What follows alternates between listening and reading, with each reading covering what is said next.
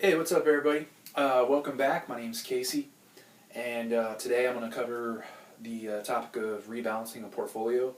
I know I've been saying for quite some time now that I was going to cover a video on that. Well, here we are. And if you're not familiar with, rebalancing a portfolio and what that entails, no worries. I'm going to cover that here in this video.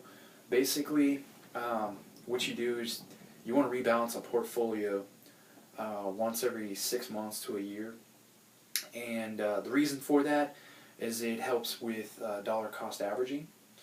And if you're not familiar with what dollar cost averaging is, we'll cover that in a later video, but just know that basically it helps with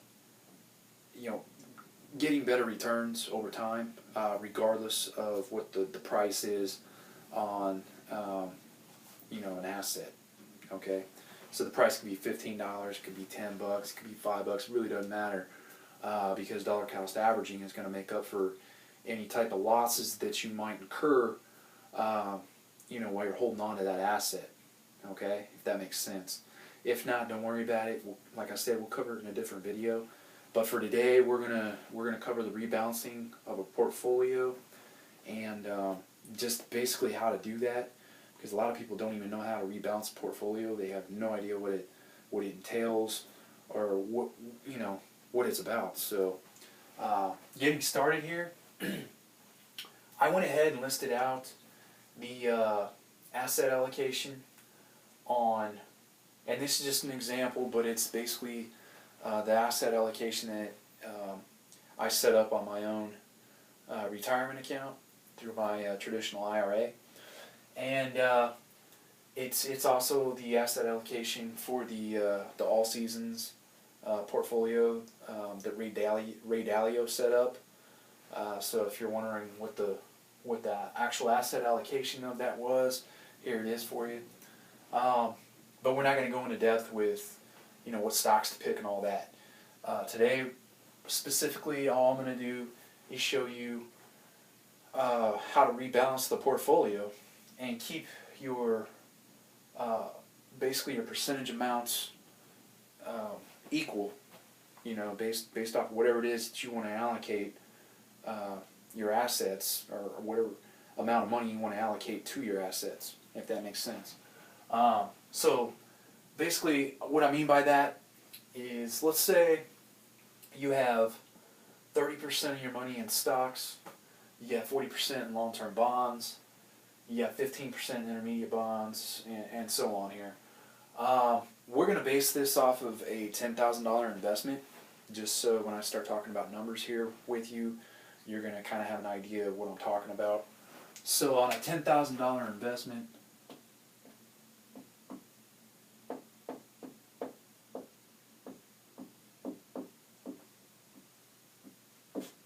running out of room there, whatever. So you got your $10,000 investment here. 30% when you initially started this portfolio went to stocks. So you had $3,000 that went into stocks, right? And you had 40% or $4,000 that went into long-term bonds.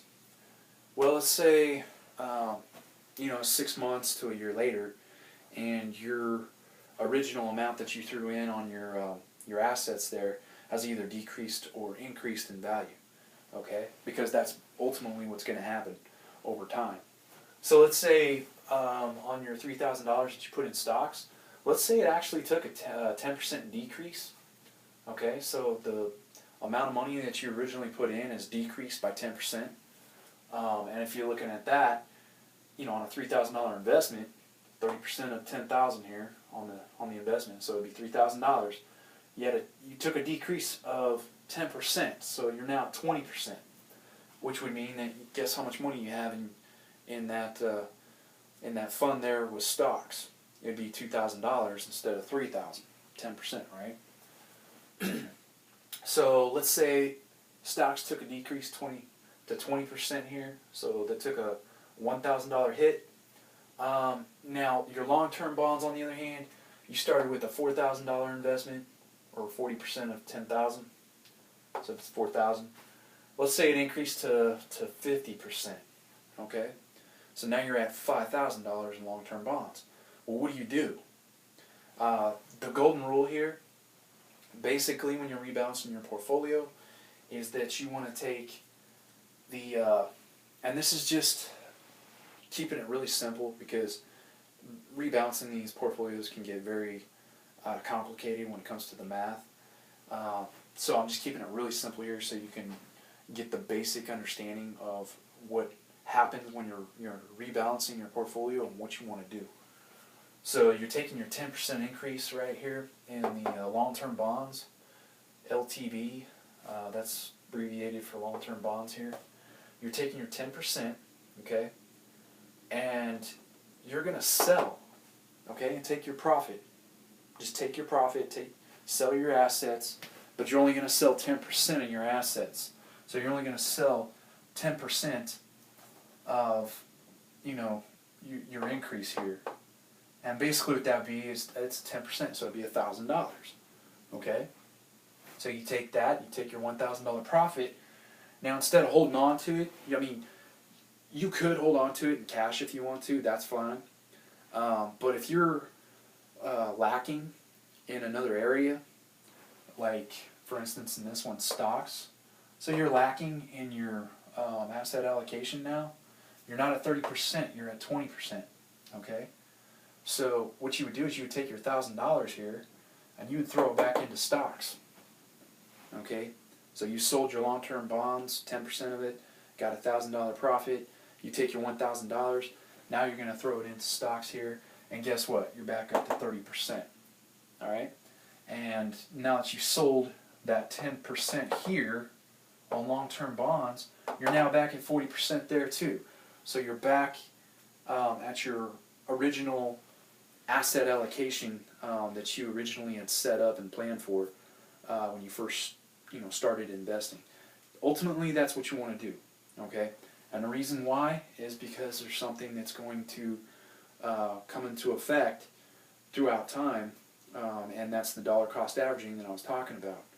Okay, and we'll cover that in a different video, and I'll explain to you just why the dollar cost averaging portion of it that goes into this rebalancing is so powerful, and why it usually will lead to better returns over time. Okay, so with that in mind, the only other thing I really wanted to cover with you, sorry guys, hold on here, got to get the eraser. The only other thing I wanted to cover with you today was kind of some of the math behind this, just simply so that you can kind of get a better understanding of what you want to do mathematically when you get to the point where you're looking at your portfolio and you've got all sorts of numbers and you need to adjust, different portions. Let's say you've got more than just two different assets here. Let's say you've got like 3 or 4.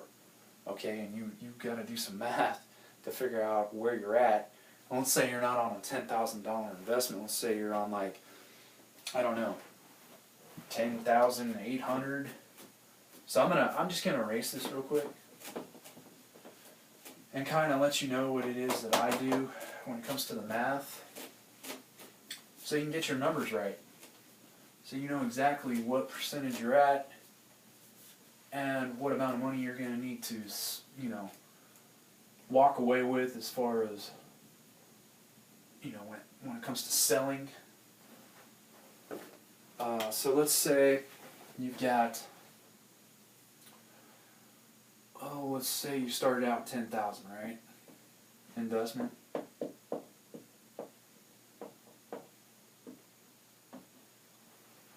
Let's say you had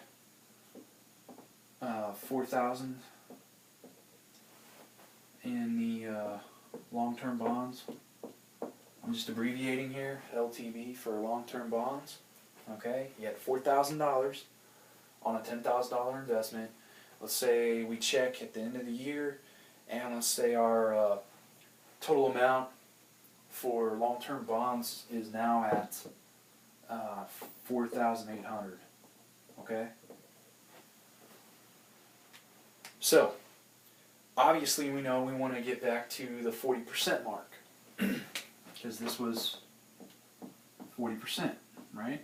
So we need to allocate 800 of that. So we want to sell this portion here, the $800. We want to sell that, okay? And basically how you would do that is you would just look at the share price for long-term bonds at that very moment, okay? And then just take 800 and divide that by the share price.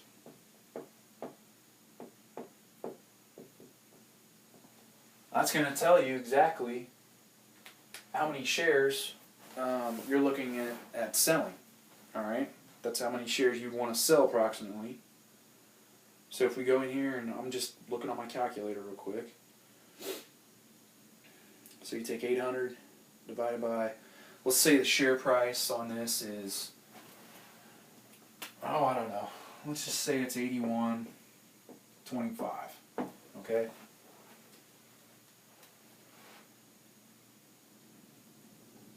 So you would have to approximately get rid of 9.84 shares.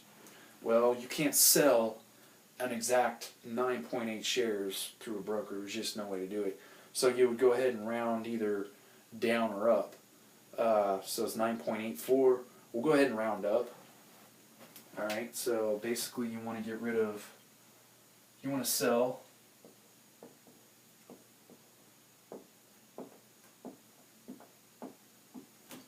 you want to sell 10 shares.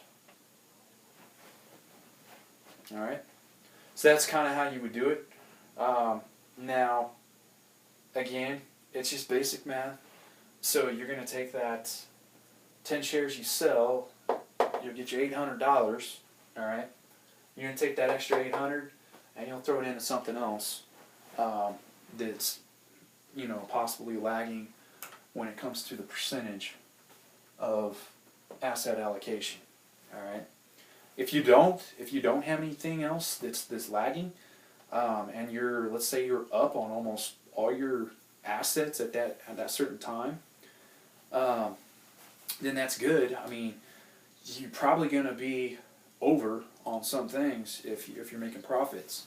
Okay, so at that point in time, if you're not down on anything, the chances of that happening are very unlikely. Okay, but if they do, and you're in that position where you've got some extra money, maybe what you might want to do is just take some of those profits and cash them out, hold cash, like I was talking about, okay? Or put them into a different investment that you might be, that you might carry or be holding outside of your retirement account, right?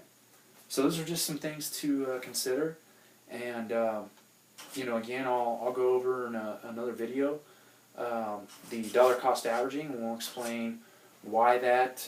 Excuse me here. Come on. Sorry, we got a dog in the room here.